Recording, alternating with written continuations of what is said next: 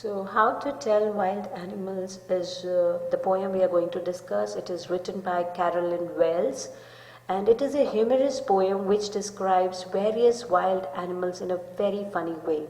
The poem doesn't have the serious tone, though. What the poet says is very serious, and the figurative language is widely used in the poem. While we read the poem, I'll teach you the figurative language used in the poem. And in the poem, the poet tells how to recognize a wild animal. In each stanza, a new animal is mentioned, and we are told to recognize it. The poem has been divided into 6 stanzas, having 6 lines each, and the wildlife is explained so vividly in a lively manner, you will all feel that you are in among wild animals in the forest. So let's get started with the poem. If ever you should go by chance to jungles in the east, and if there should to you advance a large and tawny beast, and if he roars at you as you are in time, you will know it is an ancient lion. So we'll discuss about the rhyme and poetic devices later in the video. So let's get started with the poem. So if you go by chance to the jungles of countries in the east, means Asian countries here. So the poet says you will see a grand and majestic wild beast whose skin is yellowish and brown in color. And if he roars loudly and roar terrifies you to death, then be sure you are hearing the roar of an Asiatic lion. Here, the humorous lion would roar at its place, and you would die out of that roar because of fear, and you would become an easy prey for that lion. So this is how the poet has explained you about the lion. Let's move on to understand about the another animal. So, or if sometime when roaming around a noble wild beast greets you with black stripes on yellow ground, just notice if he eats you. This simple rule may help you learn the Bengal tiger to discern. So here author explains an animal that roams in jungle and belongs to royal clan, whose skin color is yellowish with black stripes. That moment a noble beast is greeting you is again a part of humor in the lines, showing the connection of two opposite ideas. On one hand, author is calling it as a beast, and on other hand, it is referring as a noble. Further, she adds on that he is so quick that moment you notice him, he will eat you at once. This is simple rule of distinguish the Bengal tiger to an Asiatic lion. So what is the humor here is author creating with the word notice. The tiger don't let the prey to observe that, so better not to wait to be tiger's lunch to identify you. Moving on, we have the Lapid.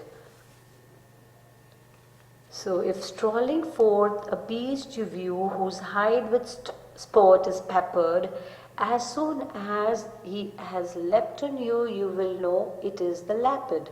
It will do not good to roar with pain, he will only lap and lap again. So here author is explaining, if you are walking leisurely in the forest and view a beast, it might be a Lapid. His skin is covered with dark spots. The moment he sees his prey, he pounces upon it. His attack is sudden. There is no escape from him, even you cry with pain. He will continue jumping at you and start eating you before you understand that he is Lapid. So there is no point noticing, there is no point with you to understand what is going to happen. Next we are going to learn about how to distinguish a bear in a wildlife. If when you are walking around your yard, you meet a creature there who hugs you very hard, be sure it is a bear. If you have any doubts, I guess he'll give you just one more caress. If you are walking around your yard, you may meet a creature there, which gives you a tight hug. Here the author is explaining about the features of a bear. So it is a bear, you take it as a friendly, because generally in our yard there are chances to meet friendly people whom we know, not the beast. So author further adds on that if you still have any doubt, it will give you another hug, another tight hug to you. So what this author is trying to explain, that we generally know that we used to hug people when we feel friendly and loving way, but a real bear hug isn't friendly at all, because a real bear embraces you till you die. And I can make out this point because What author means here is because when first time I came across this word when my brother was watching this WWE fight, so I heard a bear hug. So then I went on to search out the word in dictionary, and you know what I got to know is a body locking situation in order to defeat the opponent. So clearly bear don't hug to be friendly with you. So don't think it's a bear, I should also hug you. It's not your teddy bear which is you are going to hug. Next we have to understand the difference between hyenas and crocodiles. So let's read out. Though to distinguish beasts of prey a novice might nonplus, the crocodile you always may tell from the hyenas thus. Hyenas come with merry smiles, but if they weep, they are crocodiles. So poet says that sometimes it's become quite difficult for a novice. Novice means someone who is new to job. In other words, for a beginner to differentiate between the beast of prey. It will be, like a puzzle to recognize the animals that hunt other animals for their food. Hence, poet helps to differentiate the crocodile from a hyena. For example, a laughing hyena's voice resembles human laugh sound, while it may seem like hyenas are laughing. But actually it is their ordinary way of communication to inform about either the prey or to team up against a lion, or they also laugh to swallow the victim to their prey. So it's not that, you may check a YouTube video to check out the hyena's laughing sound. But whereas if I talk about a crocodile, it is shed tears while eating its prey.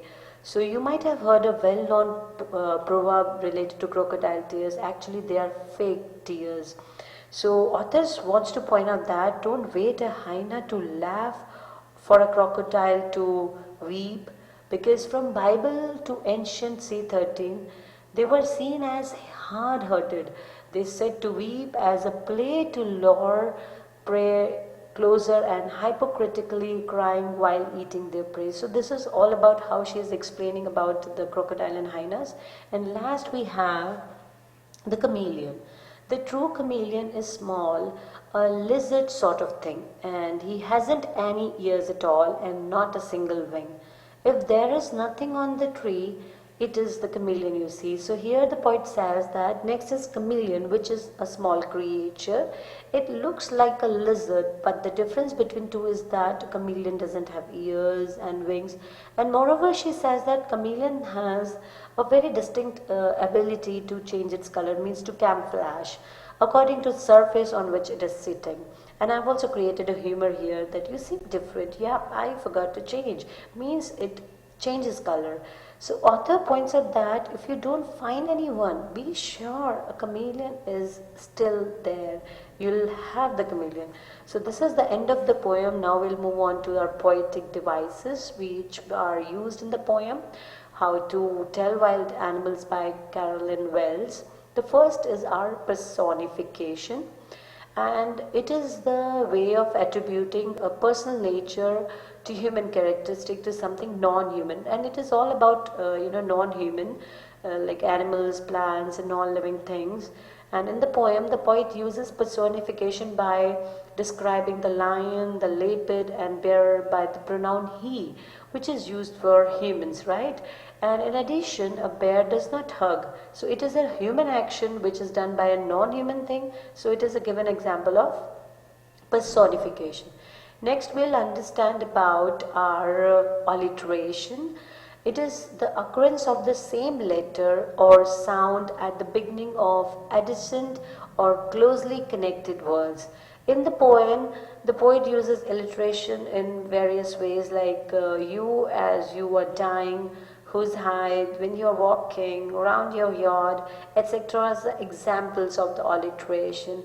And next we'll have an enjambment. So what is enjambment? It is the continuation of sentence, means there are no pauses, there are no commas without a pause beyond the end of a line, a couplet or a stanza. So in the poem, poet uses enjambment, if you ever should go by chances to jungle, and throughout the poem enjambment is used. And next we have the poetic license. So what does a license means? License means The author has made use of poetic license in terms of the spellings and usage of words in the poem.